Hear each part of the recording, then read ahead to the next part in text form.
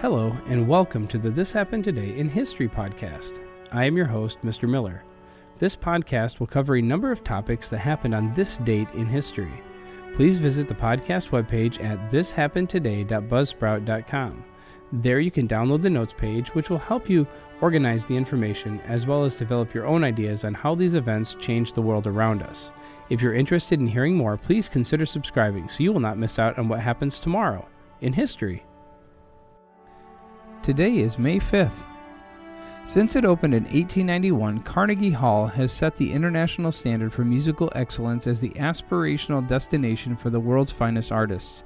From Tchaikovsky, Dvorak, Mahler, and Bartók to George Gershwin, Billie Holiday, Benny Goodman, Judy Garland, and the Beatles, an honor roll of music-making artists representing the finest of every genre has filled Carnegie Hall through the years. Carnegie Hall's opening night was May 5th, 1891, kicking off a 5-day opening week's festival. Horse-drawn carriages lined up for a quarter mile outside, while inside the main hall was jammed to capacity. Tickets were only $1. While there was a box auction for a 5-day opening week festival, which attracted much of New York society, including the Whitneys, the Sloans, the Rockefellers, the Fricks, single concert tickets were just $1 or $2. Walter Damrosch led the New York Symphony Orchestra and the Oriental Society on opening night. Famed Russian composer Peter Tchaikovsky also performed, conducting his own March Sonel. For his appearances during the 5-day opening week festival, Tchaikovsky earned approximately $5,000, which would be about $140,000 in 2020, nearly a full year's salary for a conductor at that time. Despite the talent on stage and the glamour of the audience, the reviews of Carnegie Hall's inaugural night concentrated on the hall. One newspaper reported, "Tonight the most beautiful music hall in the world was consecrated to the loveliest of the arts. Possession of such a hall is in itself an incentive for culture." The critical and public reactions were unanimous in deeming the music hall an overwhelming success. In 1961, the United States and the Soviet Union found themselves in a race to put the first human being into space. The United States initiated Project Mercury in 1958 to put the first American into space and selected its first group of astronauts in 1959 to begin training on that mission. The Soviets kept their plans secret, but began their own human spaceflight program and selected their own team of 20 cosmonauts in 1960. The Soviets won the race in April of 1961 when cosmonaut Yuri Gagarin completed a single orbit around the Earth aboard his Vostok capsule. On May 5th of 1961, Alan Shepard became the first American in space during a suborbital flight aboard his Mercury capsule named Freedom 7. 3 weeks later, based on the success of Shepard's brief flight, President John F. Kennedy committed the United States to achieving a lunar landing before the end of the decade. After hundreds of hours of training in simulators and 3 simulations inside the capsule itself, Shepard and his backups, Grissom and Glenn, prepared for the actual flight. Inclement weather scrubbed the first launch attempt on May 2nd, and NASA decided it was time to announce that Shepard would indeed be making the first flight. On May 5th, the weather improved, more cooperative, and Shepard climbed aboard Freedom 7 atop the Redstone rocket poised on Launch Pad 5 at the Cape Canaveral Air Force Station, now the Cape Canaveral Space Force Station, in Florida. 500,000 people had gathered on nearby beaches to watch the launch in person. An estimated 45 million Americans anxiously watched the liftoff on live television, including President Kennedy at the White House. After more than 2 hours of delays due to technical issues, the rocket engine ignited at 9:34 a.m. Eastern Time, propelling Shepard skyward and into the history books. During the mission, Shepard communicated with Mercury Control Center at Cape Canaveral. Flight Director Christopher Kraft designed the control center to monitor every aspect of the mission. Fellow astronaut Slayton served as the capsule communicator, or Capcom, speaking directly with Shepard in Freedom 7. The Redstone rocket's engine shut off as planned 2 minutes and 22 seconds after liftoff, with the launch escape tower jettisoning immediately thereafter. After another 10 seconds, the spacecraft separated from the booster, and Shepard began to experience weightlessness. At 3 minutes 10 seconds into the flight, Shepard took over manual control of the spacecraft's attitude and found that he could control Freedom 7's orientation with remarkable ease and precision.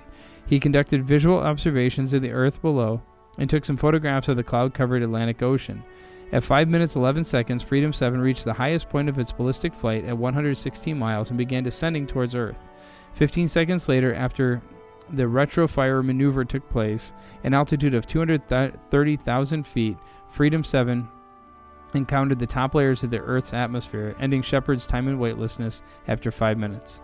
During the deceleration, he experienced G-loads of up to 11 times the force of Earth's gravity, but only for a few seconds. A drogue parachute deployed at 22,000 feet to slow and stabilize the spacecraft, followed by the main parachute at 10,000 feet. A landing bag deployed at the bottom of the spacecraft to further cushion the impact, and after a flight of 15 minutes, 22 seconds, Freedom 7 splashed down in the Atlantic Ocean north of Bahama Islands and 300 miles southeast of Cape Canaveral, completing Shepard's first flight as American in space.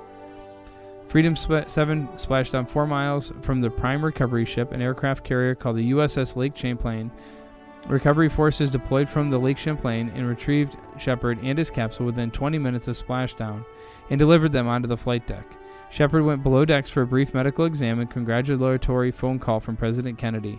At a press conference afterwards, the president hinted that he would soon be seeking more funding for greatly expanded space program. Less than 2.5 hours after arriving aboard the Lake Champlain, Shepard boarded a plane that took him to the Grand Bahama Island for more in-depth medical examinations. Meanwhile, a helicopter retrieved Freedom 7 from the Lake Champlain and delivered it to Cape Canaveral. After initial inspections, the capsule traveled to Paris to go on exhibit May 25th at the International Aeronautical Show. And in 1967, the first all-British satellite, Ariel 3, was launched. Ariel 3 was propelled into space from Vandenberg Air Force Base in California, watched by a team of 40 British scientists and technicians and U.S. Minister of State for the Department of Education, Groundy Roberts. The satellite's orbit is expected to shift over the next 3 months to allow it to survey the ionospheric conditions about 60 kilometers or 37 miles above Earth's surface. This small satellite had been designed to continue and expand on the previous UK satellite investigations, Ariels 1 and 2, which were built in America. Ariel 3 was designed, built, and tested over 4 years at the Space Department of the Royal Aircraft Establishment in Farnborough.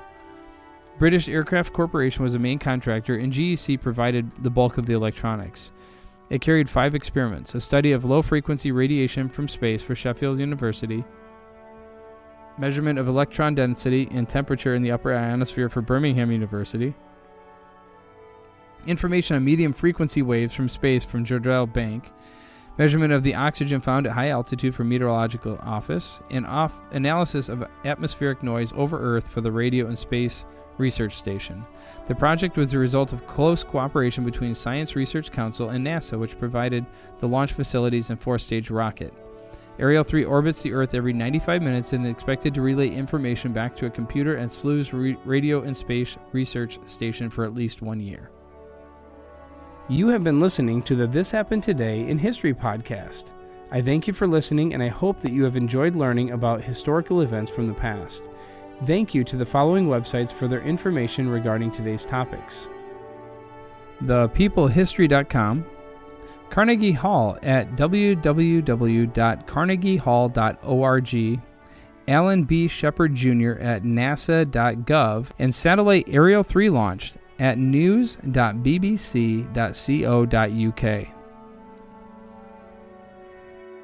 The music used as the background track for this podcast is Americana, created by Kevin MacLeod on Incompetech.com.